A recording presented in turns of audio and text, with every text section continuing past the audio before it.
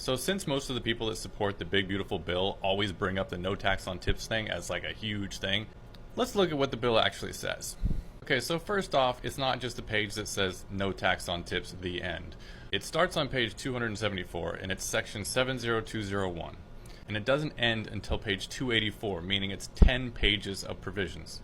And I wrote down a bunch of things on post-it notes, so this isn't going to be in any particular order. Okay, so to start off, it is capped at $25,000. And I know that sounds like a lot, but that averages out to less than $100 a day if you work 5 days a week, all year. Anything above that cannot be deducted. And I need to make sure everybody understands that this is a deduction. You still pay the tax on tips, you just get to deduct it off of your taxes at the end of the year. So your paycheck isn't going to get any bigger, you just get a bigger tax return.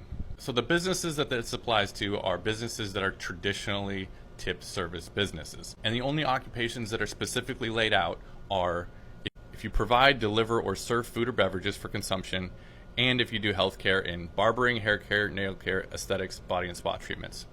Anything else, they have 90 days to make a list of what else applies. So if your occupation is not on here and you're counting on no tax on tips, you better hope to God your occupation ends up on that list.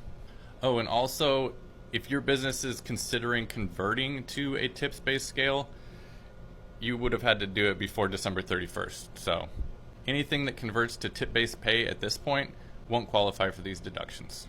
And this part right here says that it only applies if the tips are paid voluntarily. So if you work at a place that does auto gratuity, that's not going to be deductible. And you're required to put your social security number on your tax return. So if you don't have a social security number, you will not be eligible for the no tax on tips.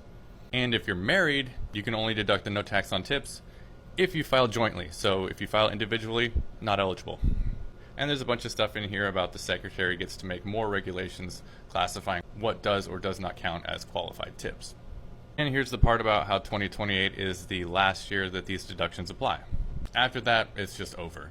So that's basically what it says. I'm sure this is going to help some people out, but not as many as you really think.